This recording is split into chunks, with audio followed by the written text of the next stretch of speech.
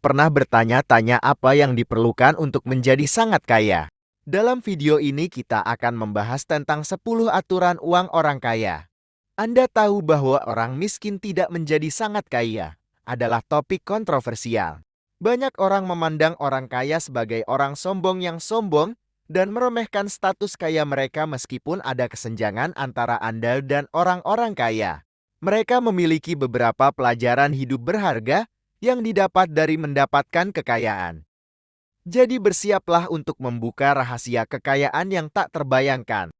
Saat kami mempelajari pedoman eksklusif orang yang sangat kaya, dalam video menawan ini, kami mengungkap 10 aturan uang yang kaya bersumpah, tapi yang miskin mungkin akan ketinggalan. Ini bukan hanya tentang dolar dan sen. Ini tentang pelajaran hidup yang sangat berharga yang mendorong orang kaya menuju kesuksesan finansial. Di akhir video ini Anda tidak hanya akan menguasai aturan-aturan ini, tetapi juga diberdayakan untuk buatlah keputusan keuangan yang baik sendiri dengan menguasai psikologi uang. Jadi tanpa penundaan lebih lanjut, mari selami lebih dalam pelajaran uang paling berharga. Mari kita mulai dengan aturan pertama dari 10 aturan uang yang orang kaya tahu bahwa orang miskin tidak mengetahuinya. 1.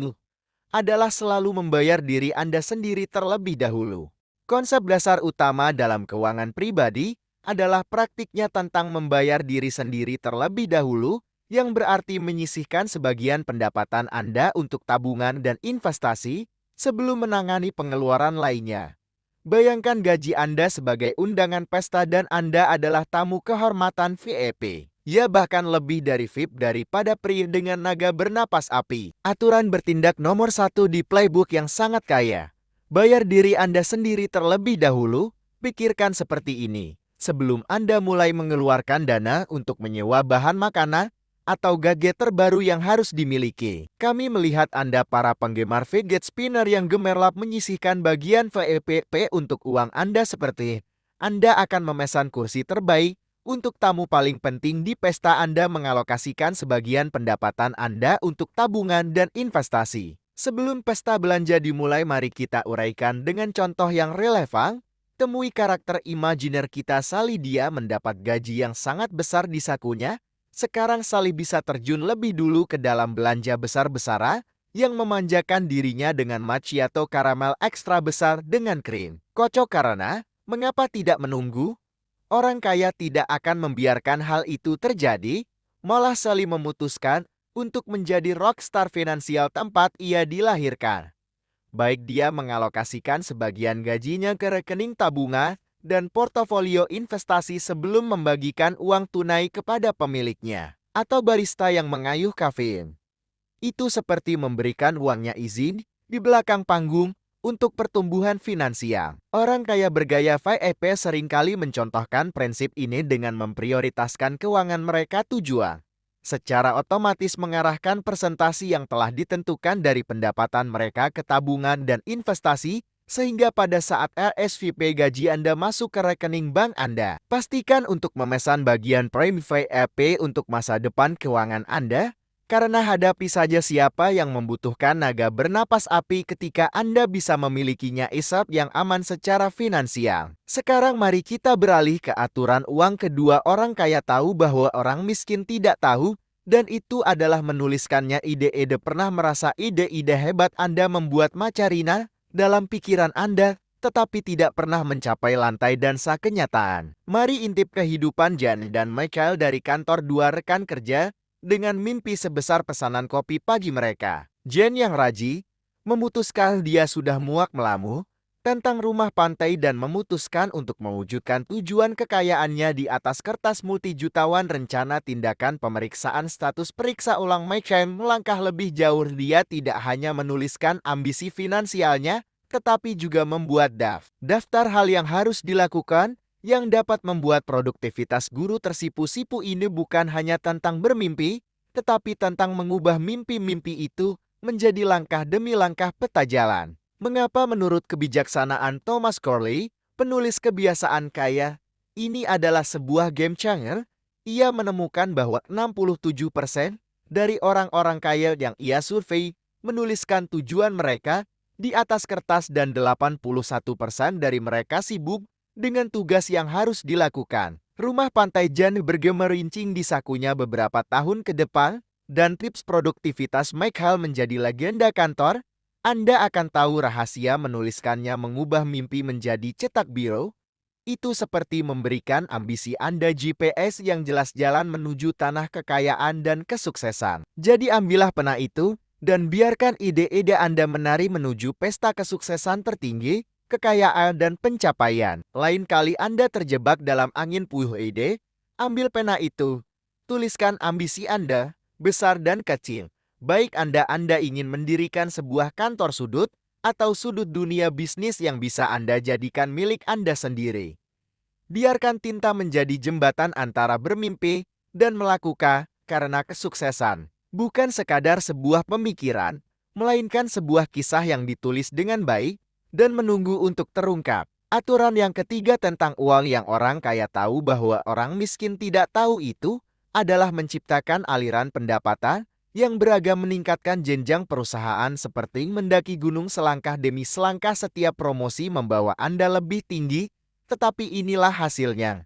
Ada puncaknya dan pada titik tertentu Anda mencapai puncak penghasilan Anda. Orang kaya namun telah memecahkan kode. Mereka tahu bahwa kekayaan sejati bukan hanya tentang mendaki, tetapi tentang menghasilkan uang dengan bekerja keras. Disinilah aliran pendapatan yang beragam dimulai. Robert Kiyosaki, sang maestro di belakang ayah kaya ayah miskin, dialah guru yang tidak hanya menulis buku, dia membangun seluruh filosofi uang berdasarkan ide ini. Ini bukan tentang bersusah payah bekerja keras dari jam 9 sampai jam 5 tanpa batas. Bukan, ini tentang membalikkan keadaan dan menaruh uang Anda di kursi pengemudi. Diversifikasi sumber pendapatan, meminimalkan risiko, dan menghasilkan pendapatan pasif yang berkontribusi terhadap keamanan finansial jangka panjang. Orang kaya seringkali memiliki berbagai aliran pendapatan, termasuk pendapatan investasi dari saham, obligasi, dan pendapatan bisnis real estate, dari kewirausahaan atau pendapatan sampingan, dan royalti atau pendapatan lisensi. Bayangkan Anda dan teman kantor Anda, sebut saja mereka Alex dan Taylor, menyeruput kopi di ruang istirahat sambil memimpikan kebebasan finansial. Alex, si jagoan angka, memutuskan untuk bertualang lebih dari jam 9 sampai 5. Mereka menggunakan kecintaannya pada angka-angka untuk berinvestasi di saham.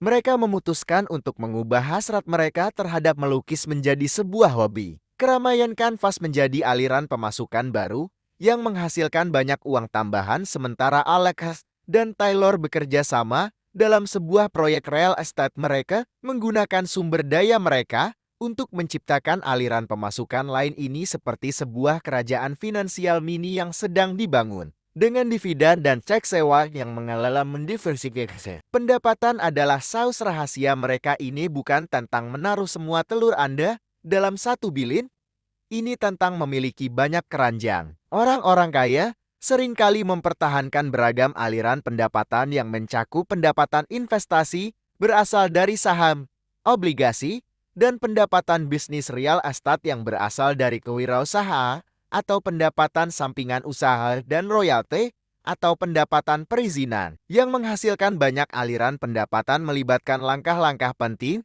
untuk mengenali keterampilan dan minat seseorang yang dipadukan dengan pengembangan rencana bisnis atau strategi investasi yang terdefinisi dengan baik. Dengan memanfaatkan berdasarkan kekuatan dan minat pribadi, Anda dapat mencapai kesuksesan finansial yang signifikan dan membuka kemandirian finansial Anda. Orang kaya tahu bahwa ketika satu aliran pendapatan beristirahat, aliran pendapatan lainnya tetap menjaga arus kas, tetap berkafein. Sehingga lain kali Anda dan teman kantor Anda bertukar pikiran tentang membangun aliran pendapatan. 4. Pendidikan dan akses peluang. Diskusikan bagaimana pendidikan tinggi dan akses peluang dapat membuka pintu kekayaan, sementara keterbatasan pendidikan dan peluang dapat memperkuat siklus kemiskinan. 5. Jaringan dan hubungan bisnis. Jelaskan peran jaringan sosial dalam dunia bisnis dan bagaimana memiliki hubungan yang kuat dapat membuka pintu peluang keuangan. 6. Keterampilan dan adaptasi. Diskusikan betapa pentingnya memiliki keterampilan yang relevan dan kemampuan untuk beradaptasi dengan perubahan dalam meningkatkan peluang kesuksesan finansial. 7. Motivasi dan keberanian mengambil risiko. Bahas bagaimana tingkat motivasi dan keberanian mengambil risiko dapat membedakan antara orang yang berhasil finansial dan yang tidak. 8. Warisan dan faktor keluarga. Jelaskan pengaruh warisan dan lingkungan keluarga terhadap kekayaan atau kemiskinan, serta bagaimana sikap terhadap uang dipertahankan dalam keluarga. 9. Akses terhadap layanan keuangan.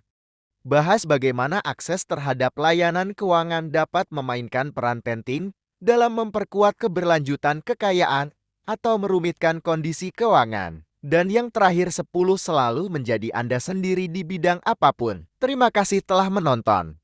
Jangan lupa berikan komentar di bawah mengenai pandangan Anda terkait topik ini. Sampai jumpa di video berikutnya.